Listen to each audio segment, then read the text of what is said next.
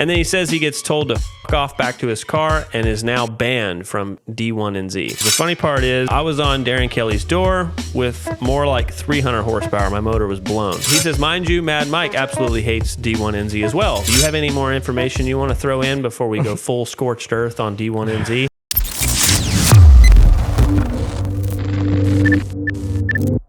So we had a guy DM the podcast. Okay. That's a good movie, I think. A little weird. But had a guy DM the podcast. He says, you guys should talk about Luke Fink's interaction with the D1 New Zealand championship thing, right? Okay, so he sends me this, and I'm going to read it verbatim. So it says, quick rundown, Luke... Oh, man. Right off the rip. Luke, he says come, but Luke came to compete in D1NZ for Team JDM Racing in the low power R32, like 450 horsepower. Luke corrected me later and said it was only like 350 horsepower, which I believe because it's an RB. And then, or I don't know if it was, I'm just being a bitch. All right, so in the final round, he was doing pretty good. Then the battle versus Darren Kelly. Darren leads first. When going around the keyhole, Darren cuts the clip, and Luke makes one tap and then almost another tap, but Darren throws it. And then when Darren chased, man, you got a lot of errors, grammatical errors in here, man. I'm trying to do my best. I'm sorry. Then when Darren chased, he stayed back like a pussy. That's not my words, all right? Darren stayed back like a pussy. And chased the advantage. Why do you keep saying it then? Well, because it's like he puts it twice. I'm trying, man. He's trying to get the point across, bro. All right. He's calling him out. So he's saying that he chased the advantage, and then Luke protests on his story. I guess I'm assuming on Luke protests on his story, and then he says he gets told to fuck off back to his car and is now banned from D1NZ. And then he says D1NZ is New Zealand Championship for drifting, which, thank you. All right, so now that we all know that story, that sounds like it might be a little fictional, okay? Sounds like a lot of opinions got thrown around. Sounds like a bunch of hogwash. Sounds a little sus. So you know what I did? So I DM'd Luke Fink. And I said, is this accurate? And he says, yes, sir. And so I sent this funny-ass meme. Hilarious. Which he laughed at it. That's awesome. All right. And then he says, the funny part is, I was on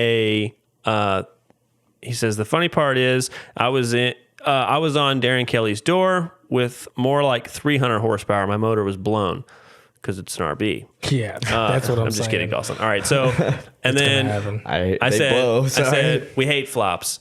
And then I said, so they booted you for protesting? And then I said, LOL, did you punch someone? He was like, I was calm as a cucumber, which it's cool. I'm just saying. Yeah. And then he said, I was stopped before I even got to the judge's room. Someone from inside the judge's room was the one that told me to, quote, fuck off back to my car or forfeit my battle for third, which, like, that's a pretty well thought out insult. Yeah. You didn't think that up on the spot. You had that one ready, you know? And then he says, I was simply asking them to take a look at my in-car footage that clearly showed the flop. I actually had one of the judges message me after the event apologizing for the shit call and said that he felt immense pressure in the judge's tower to make a call against me. And I said, damn, that's fucked up. Is he their hero or something? Because I'm a monkey and I don't know these people. Isn't he the one with the really cool car, Darren Kelly? I honestly don't know. He's got two first names, and that's just weird. All right, that's your first red flag, buddy. So then he says, he says, yes, he's their hero. And then, hold on, I'm about to drop you this other thing that I answered him. All right, so he says, listen, so then he says, mind you, Mike, and he's talking about Mad Mike. He says, I'm assuming he means Mike, what's his name? Mad Mike? Mike P. No, the Rotary guy. What's his name? Man. Whoa. What's his last name? Mike. Wadowski. Oh, God. See, it's hard to say. I know. So out of the loop, the only Rotary I know about is that Rob Dom. That's it. Mike Wadett. So he says, mind you, Mad Mike absolutely hates D1NZ as well. And there's another driver in New Zealand that came out and killed it for like 2 years and then quit due to some dodgy bullshit as well.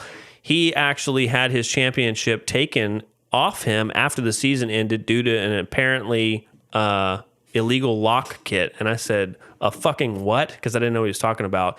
And then he didn't answer me for a minute. So I sent him this meme and I said, do you have any more information you want to throw in before we go full scorched earth on D1NZ? And he said, nothing juicy or that I think should be public. And I said, sounds good. Thanks for the transparency. So that is a confirmed, legitimate story from Luke Fink about the scumbaggery that goes on down at D1NZ. So don't fucking watch that show. Chew on that, bitch. Yeah, that's crazy. Screw that shit. Dude, have you ever heard with God damn it, I can't talk. Joe Rogan say how he was an accidental journalist? Yeah. That's like us, but for drifting. Fuck. You heard it here first. We got Halfway the on news for accident. you. I kind of like it because like now it like keeps all these people accountable, honestly. Like, Yeah. Bro, for dummies like me that don't watch anything, this is the only place I get drifting information. see, that's perfect. Sweet. Like, Love to hear it. So, okay. All right. Actually, this is a good one. Okay. So hold it there for a second. All right. So, Chair Slayer.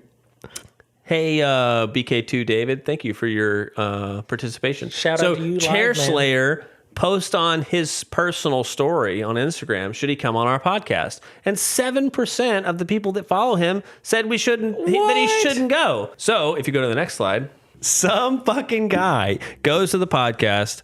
And so this is the weird thing. I guess maybe I'm like an Instagram idiot. So when I go to it from my personal profile, Matt Field and Jonathan Cash follow this guy. So he's a somebody, right? Or at least he's rubbed shoulders with people that know who he is, right? And now he thinks he is. I guess so, right? Which is fine. Like a lot of people don't chase the social media thing the same way some people do. So, whatever. I don't really know, but I know like when you see two people following him, you're like, okay, okay. Somebody knows what's going on. Yeah. And so, okay, long is Like I'm this. doing a PowerPoint right now. Yeah, I know. This is so easy though. This is perfect. Nate needs All a pointer. All right, so We need a laser pointer. A laser pointer. Listen, this was December 1st. So this is pre him commenting on my personal Instagram. Okay. This is December 1st. This is him coming after us in a direct message because we made a thing about Matt Field, a video about Matt Field, just talking like, dude, he's in Formula Drift. This podcast is about drifting. We're going to fucking talk about him. Deal with it.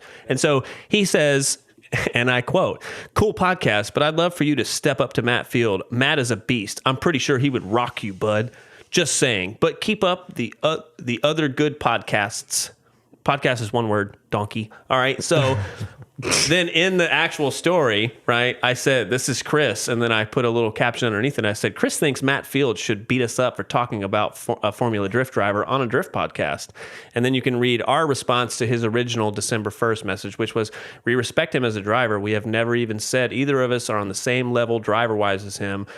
We just think that he throws a temper tantrum to stay relevant, which I still believe is true. I'm not like, dude, listen, as people who do influencing on the internet, we get it. I'm not making fun of you. I'm just saying that you do it. Or I'm allowed to call it out.